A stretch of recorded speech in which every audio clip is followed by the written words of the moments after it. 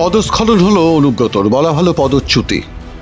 মুখ্যমন্ত্রীর অত্যন্ত পছন্দের কেষ্টর হাত থেকে চলে গেল বীরভূমের রাস। এখন থেকে বীরভূম জেলার সংগঠন পরিচালনা করবে 7 জনের কোর কমিটি, যেখানে জেলার 2 তৃণমূল সাংসদ এক্স অফিসিও সদস্য হিসেবে উপস্থিত থাকবেন, অর্থাৎ কমিটি 9 জনের। শুক্রবার 16ই মে এক প্রেস বিজ্ঞপ্তিতে এই কথা জানানো হয়েছে। তবে তৃণমূলের পক্ষ থেকে দাবি করা হয়েছে এ ঘোষণা নতুন কিছু নয়। গরু পাচার মামলায় সিবিআইয়ের হাতে গ্রেফতার হওয়া অনুব্রত মণ্ডলের তিহারবাসের সময় নির্বাচন পরিচালনার কারণেই তৈরি করা হয়েছিল এই কোর কমিটি। বাংলার মা মাননীয় মুখ্যমন্ত্রী মাননীয় মমতা বন্দ্যোপাধ্যায় ডাক দিয়েছিলেন এবং ওই সভাতেই তিনি ডিক্লার করেছিলেন যে বীরভূম জেলা পরিচালনা করবে কোর কমিটি। সেটাই হয়েছে। এটা আমাদের কাছে প্রত্যাশিত ছিল, এটা আমাদের কাছে নতুন কিছু ঘটনা নয়। বক্তব্যে কোনো ভুল নেই, কিন্তু সমস্যা হলো তারপর অনেক জল গড়িয়েছে ময়ূরাক্ষী দিয়ে। সেই সময় এই কোর কমিটির সদস্য করা হয়েছিল অনুব্রতর ঘোর বিরোধী কাজল শেখ এবং তার এক ঘনিষ্ঠকে। পঞ্চায়েত নির্বাচনের পর বিকাশ রায়চৌধুরীকে সরিয়ে জেলা সভাধিপতির পদ দেওয়া হয়েছিল কাজল শেখকে। কারণ হিসেবে অনেকেই জানিয়েছিলেন কাজলের মাথার পিছর তখন হাত অভিষেকের, কারণ তখন সংগঠন দেখছিলেন তৃণমূল কংগ্রেসের নাম্বার 2 মুখ্যমন্ত্রীর ভাইপো অভিষেক বন্দ্যোপাধ্যায়। পঞ্চায়েত নির্বাচনের ঠিক পরে অভিষেকের ক্যামাক্স রোডের অফিস থেকে এসেছিল নির্দেশ, কিন্তু মুখ্যমন্ত্রী ও তৃণমূল সুপ্রিমো জানিয়েছিলেন তিহারে ফেরত অনুব্রতকে বীরের সম্মান দিয়ে জেলায় ফেরাতে হবে। প্রত্যেক কমিটিতে মহিলাদের গুরুত্ব বেশি দাও, প্রত্যেকে মহিলাদের গুরুত্ব বেশি। জামিন পাওয়ার পর অনুব্রত বীরভূম জেলায় ফিরলেও মৌখিকভাবে মমতা বন্দ্যোপাধ্যায় তাকে সভাপতি হিসেবে ঘোষণা করেন। মৌখিকভাবেই কোর কমিটির চেয়ারম্যান হিসেবেও ঘোষণা করেন তাকে, কিন্তু কাগজে কলমে কোনো নির্দেশ আসেনি কালীঘাট বা ক্যামাক্স স্ট্রিট থেকে।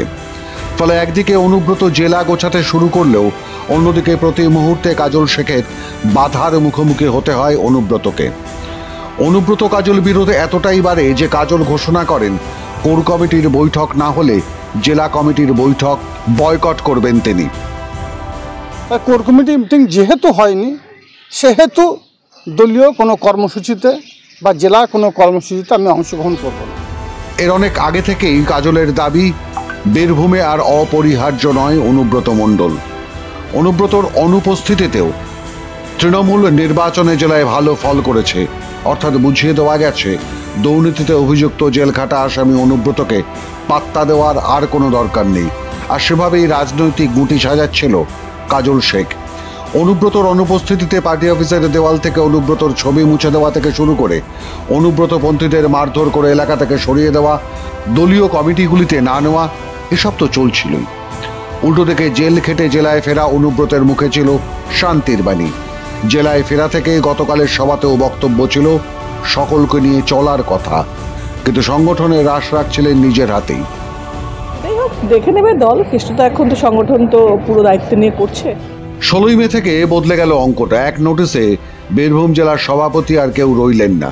জেলার সংগঠন দেখবে 7+2 সাংসদ নিয়ে গড়া 9 জনের কোর কমিটি। স্বাভাবিক কারণেই অনুব্রতর ক্ষমতা কমায় খুশি অনুব্রতর কট্টর বিরোধী কাজল শেখ গোষ্ঠী। মাননীয় মুখ্যমন্ত্রী মাননীয় মমতা বন্দ্যোপাধ্যায়কে এবং যুবরাজ অভিষেক বন্দ্যোপাধ্যায়কে নত মস্তকে প্রণাম জানাই, কারণ তিনি বীরভূম জেলা কোর কমিটিও ভরসা রেখেছেন। 21-এর নির্বাচন, 23-এর নির্বাচন, 24-এর নির্বাচন বীরভূম জেলা কোর কমিটি পরিচালনা করেছে, সুশৃঙ্খলভাবে পরিচালনা করেছে। কাটাকাটি খুনোখুনি রাহাজানি ছাড়াই 23-এর 24-এর নির্বাচন কোর কমিটি দ্বারা পরিচালিত হয়েছে এবং বিগত দিনের যে রেজাল্ট, সেই রেজাল্টের থেকে অভাবনীয় ফলাফল করেছে। তাই আরেকবার আপনাদের মাধ্যমে মাননীয় মুখ্যমন্ত্রী মাননীয় মমতা বন্দ্যোপাধ্যায়, বাংলার বাঘিনী, বাংলার মা এবং আমাদের যুবরাজ অভিষেক বন্দ্যোপাধ্যায়কে নতমস্তকে প্রণাম জানাচ্ছি। কোর কমিটির উপর আস্থা ভরসা রাখা। বীরভূমের বাঘ কি তবে বিড়াল হয়ে গেল? কারণ এখন অনুব্রতর অর্থ নেই, পদ নেই, কোনো ক্ষমতাও আর রইল না। উল্টে মাথার ওপর একের পর এক দুর্নীতির মামলা ঝুলছে। স্বাভাবিক কারণেই যে প্রশ্নটা উঠছে, তাহলে কি অনুব্রতর বিকল্প হিসেবে তুলে আনা হচ্ছে কাজল শেখকে? কারণ বীরভূমের কোর কমিটির সদস্য ছাড়া আর কোনো ভূমিকা বীরভূমের রাজনীতিতে অনুব্রত মণ্ডলের রইল না। অন্যদিকে কাজলের হাতে জেলার প্রশাসনিক ক্ষমতা এবং সংগঠন। মমতার আনুগত্য যে আর অনুব্রতকে রক্ষা করতে পারছে না সেটা বোঝাই যাচ্ছে। আর আরও একটা ইঙ্গিত স্পষ্ট হচ্ছে এই তালিকায়। তৃণমূল সংগঠনে ক্রমশ দীর্ঘ হচ্ছে অভিষেক ছায়া। সে কাহিনী আরও স্পষ্ট করে বুঝিয়ে দেওয়া হয়েছে তালিকার শেষে। তৃণমূলের রাজ্য তালিকায় যুক্ত হওয়া নতুন নামগুলিতে খোদ তৃণমূল সূত্র জানাচ্ছে নিঃশব্দে পিসিকে তাড়ানোর গুটি সাজাচ্ছে ভাইপো। মাধ্যম ব্যুরো রিপোর্ট।